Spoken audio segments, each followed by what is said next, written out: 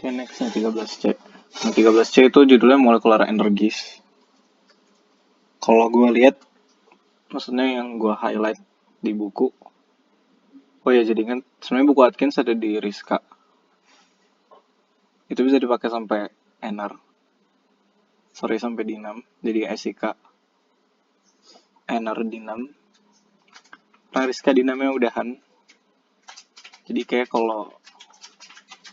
dalam kalau sekarang berarti bunga. Kalau bunga mau minta ke Rizka, minta aja.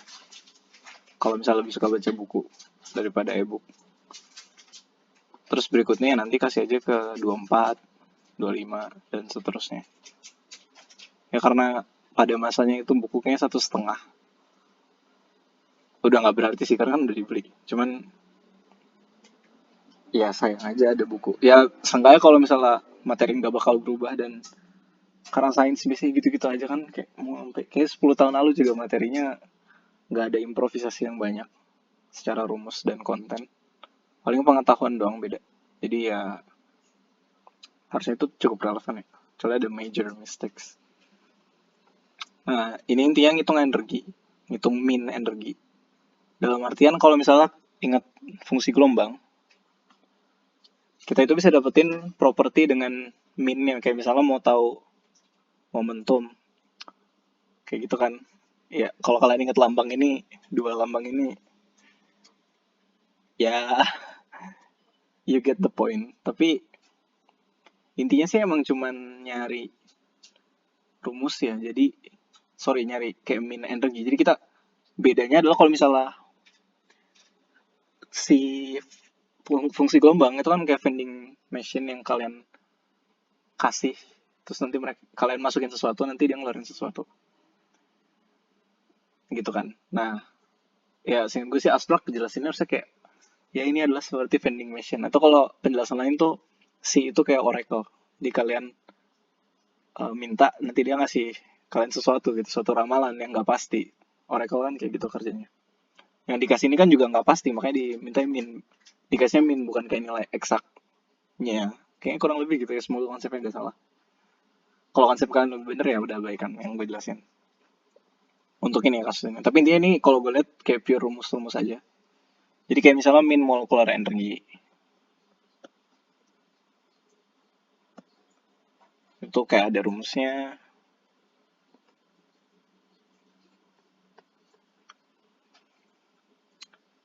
Ln Q per do beta. Nah ini ada kondisi V-nya konstan.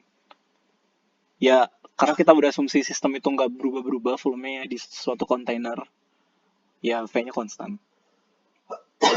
Nah, sebenarnya ya kayak gue bilang kalau kalian buka Atkins, kadang-kadang lebih simpel langsung lihat ke bagian equationnya. Ada apa aja sih gitu. Itu kayak versi lebih simpelnya sih. Dan kalau gue lihat untuk bab ini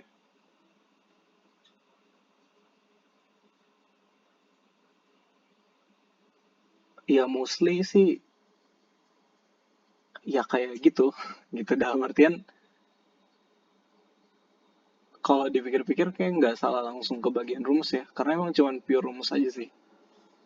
Jadi misal nih, tentunya kalau kayak tadi kan ada berbagai contribution kan, kita juga bisa mulai dengan yang sama. Jadi kalau misalnya min, sorry harus epsilon.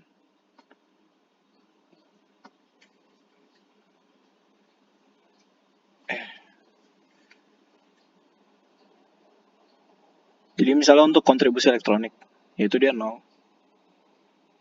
Sederhana sekali ya. Terus kalau misalnya translasi,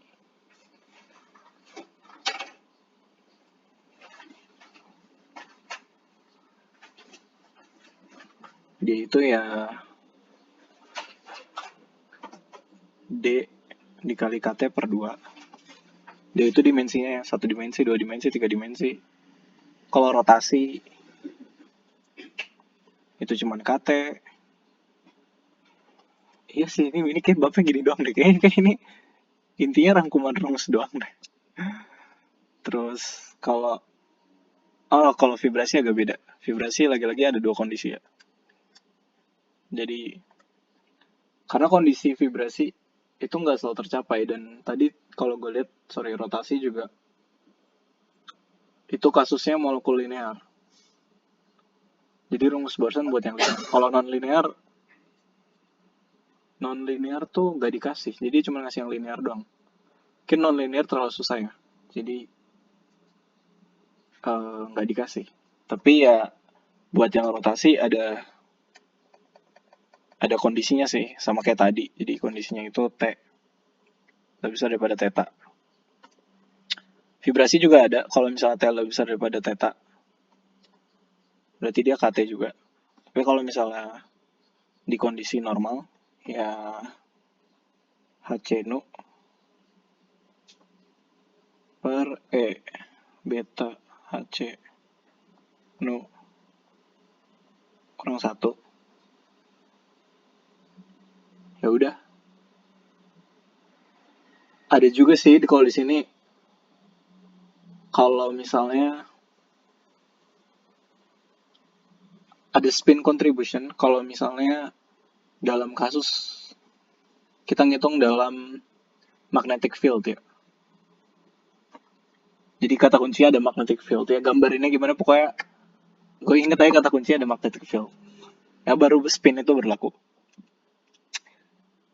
Ini nggak gue bahas tahu juga karena murni rumus satu. Itu yang kedua sebenarnya. Kalau yang ketiga, gue inget ini belajarnya di KSA, karakterisasi senyawa